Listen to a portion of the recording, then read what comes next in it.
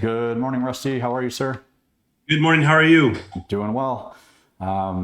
So coming out of last year, I thought it would be a good idea to, provide some value to people and kind of give them a game plan on what they can do to prevent, having any financial hardships as much as possible with things that change in the market, kind of like last year did, or how most of the world saw everything change in 2008. And I thought, the best place to start would be at a time where most people can control, and that's when they turn 18, they can open their own bank account, they have their job, right? And they have the ability to be in control of their money. So, before we launch into that, I guess real quick, give yourself a little introduction, tell people who you are, and then we can dive in. Perfect. Well, my name is Rusty Hood. I'm on Instagram as well and Facebook and different social media platforms. You can find me there. My background was originally grew up in Seattle, went down to school in California, Pepperdine graduate, majored in international business, worked at a lot of different companies from the Merrill Lynch's of the world to Countrywide Securities as an investment banker, General Electric as a former chief financial officer for one of their acquisitions. And I've been working with Transamerica Financial Advisors, one of their fiduciary advisors, in building and opening offices all across the country. And so Mike and I were able to meet one another and we built a good friendship. So we're here today and excited to provide some knowledge and hopefully some education as far as business in general and just kind of life coaching and getting you to where you want to be. Awesome. Okay, so let's dive in. If you are 18, just graduated high school, got your first job, and you're in control of your own destiny moving forward financially, right? If you're going to coach your own kid, right, what would be your first steps of advice on doing that? No, great question, Mike. I appreciate you asking that. It's interesting that you're asking the question because my 17-year-old has been asking these questions for a few years and even asking the question of, hey, is college an important goal? Should I be doing that? Should I just be opening my own business? A lot of the younger generation, whether they're from 16 to 18, are determining whether college is worth it. Should they be opening their own YouTube marketing, affiliate marketing, or doing their own Amazon business, or creating their own business or own products? Or there's a lot of different options that are out there. And I believe a lot of things that you can do when you're 18 is really if you can take the knowledge. And I think, Mike, you and I can kind of agree to this. Had we been, exposed to some of these things previously, it might have kind of guided us a little quicker in our own paths. For sure. So, I remember, one of the books I read coming out of college that I wish I would have read when I was 18 was a good book about people skills and understanding people in general, because especially if you're in business or doing anything, it's all about relationships with people. And one of those books is by Dale Carnegie called How to Win Friends and Influence People. Yep. Probably one of the best books that I've ever read in business in general, understanding just people and how to work with people. But then on another note, my parents are both immigrants, and my parents never taught me about money, and they didn't even know about money. And had I learned this when I was younger, that would have been great. So one of the books that I've been talking to my son about is a book by Tony Robbins called Money Master the Game. Yep. And it's all about how do you start paying yourself first? Pay yourself first in the sense of, start investing. I don't care if it's $10 a day, $5 a day, just start putting money away for your future in investing. And then as opportunities come up, whether it be working with you in real estate or, working in the financial world, what I do, whatever, you have the ability to have your money work for you and let it compound. And so I think a lot of us, when we start learning these types of things and wish we had this knowledge, when we were 18 at the same time, we want to have that direction.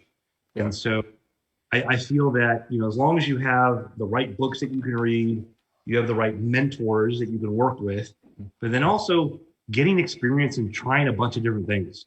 You just don't know what you're passionate. I think I went through, 9, 10 different jobs, internships, apprenticeships, corporate jobs before I found my passion. And I'm sure, Mike, you're probably the same way. Mm-hmm. And I think when it comes to when you're 18, you really go out there and experience a lot of different options as far as work and what you're passionate about. Yeah. Because at the end of the day, you can go chase money, but if you're not happy doing it and you're not passionate about it, you shouldn't be doing it. Yeah, for sure. So at 18, good idea. Start reading some books, about wealth building moving forward, right? And life skills, like you said. And then setting aside money. So if you are 18 and you're setting aside some money, where would you suggest parking that first? Like, what's step one? So I think when you're putting money away, you're probably going to have a few different buckets, right? You're probably going to have a liquid savings. You're probably going to have a general investment account. Maybe you're investing in, exchange traded funds or mutual funds or some stocks. Who knows what you're going to do? You're going to you probably work with a fiduciary or advisor or someone that knows finance.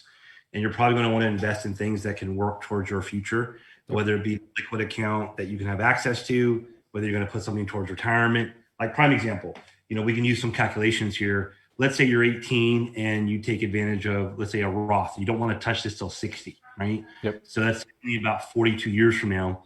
And I know, Mike, we had previously discussed this, but imagine you do $5 a day, right? If I do $5 a day, times 30 days, that's $150. Yep. So I do $150, and let's just be conservative. I'm not going to be outlandish, but let's just say 8% as an interest rate. You'll probably get more, but let's just be 8%. If we do that for 42 years and you start with zero, if you don't touch that money for 42 years, it's going to be about $622,000. Okay. So not too bad. I mean, it's okay. It's nothing sexy, nothing to go home about. But if I'm looking at $150 over a 42-year time period, and I'm looking at that on a monthly basis, I've only put away $75,000, but it grew to about $660,000. Yeah, almost 10 times.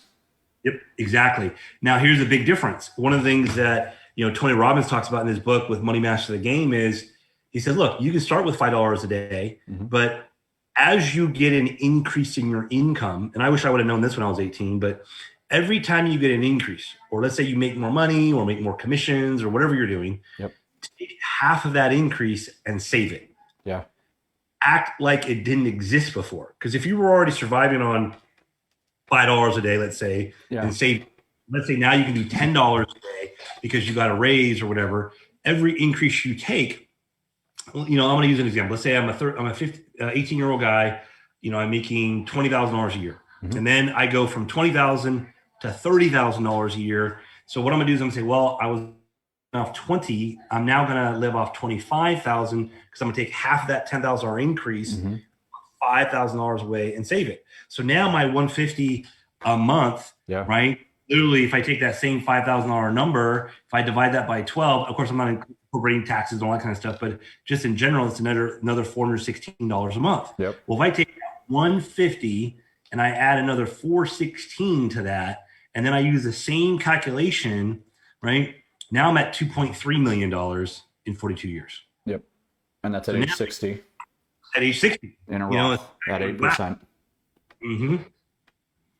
Yeah. So, and that doesn't include the fact that over time, you're going to increase as you get raises, as you get different jobs, your different business ideas. Because every time you get that increase, you could take this $2.3 million number, because if you're increasing every time you get an increase, you take half of that increase, you technically can go, I'm going to scale that back to 60, to 50, to 40, to 30 and be done. Yeah. It depends on how much you can exponentially increase this by taking every increase and taking at least half of it and saving it. And where you put it, there's a lot of different options on where you can put that. Just work with someone that knows money that can guide you on those, because there's so many different options out there. Okay, so that first example we gave was a Roth, and one downfall that people might see at that is that you're socking all this money away, but now you can't touch it till, is it 60 is when you're allowed to touch a Roth? So about 59 and a half, but we'll call it 60. Okay. Yep. So that's option one. And, at the $5 a day, you end up with 600 grand by the time you're 60. Like, that's awesome. But for people, even more like myself, like, I don't like putting away money that I can't touch, or at least, putting all of my eggs in that basket. What would be another good start for someone just getting started? So 18, you're like, okay, cool, I'm gonna start throwing $5 a day at my Roth. So what you could do in that situation is, you can open up an investment account. One of the things that we like to work with uses a platform where it's exchange traded funds and uses Nobel Prize research. And you can put in $10 a month. You can skip.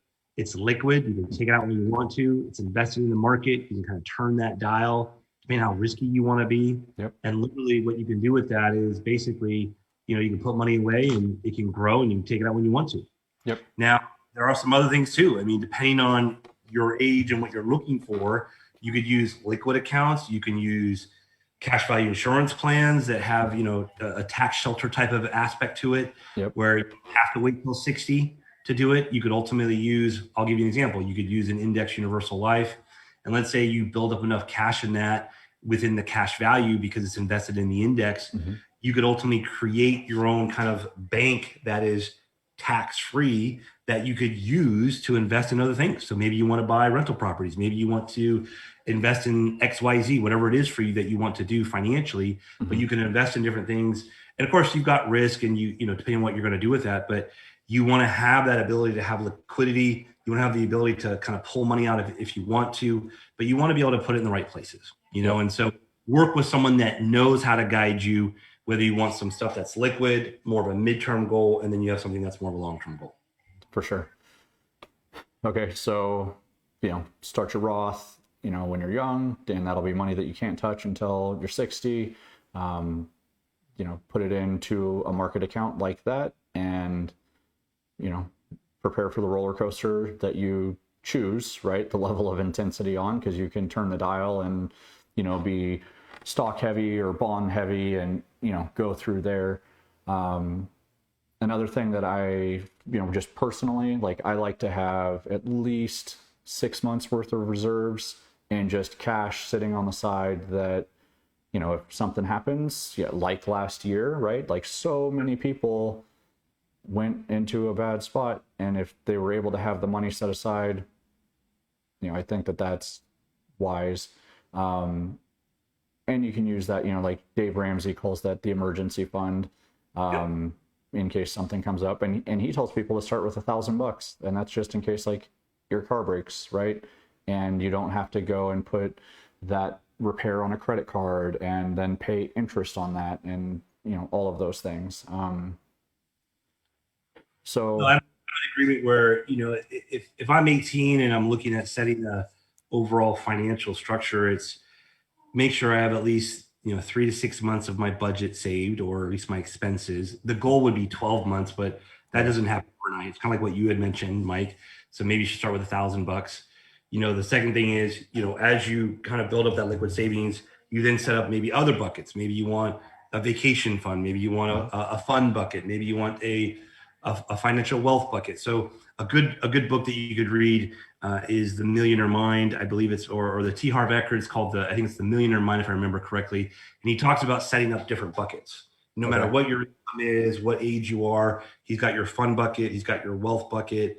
He's got your educational bucket, which is, you're putting money aside for attending seminars or events or improving your knowledge about, business or life or whatever you're doing. And so you have different buckets that you set aside because, as you make more money, it's almost like having these glass jars, Mike, where you're like, okay, I'm putting money in each of these jars and I'm setting up certain percentages so that, hey, whenever I make money, I'm putting half of my money away and I'm put 10% in my education bucket, 10% to my fund bucket, call it another 10% to my financial freedom bucket, whatever it is. But there's different things that you can read that are very helpful in understanding how you build this kind of mindset. And look, there's so many different things that you can do out there investment wise, but I always like to have like that core knowledge and understand these things conceptually. So The Millionaire Mind by T. Harv Eker is a good book. Another good book, I don't remember the author, but it's The Millionaire Next Door, where the author talks about the difference between two medical doctors, Dr. North versus Dr. South, and how to, be frugal and how you live your life versus living extravagantly and living beyond your means.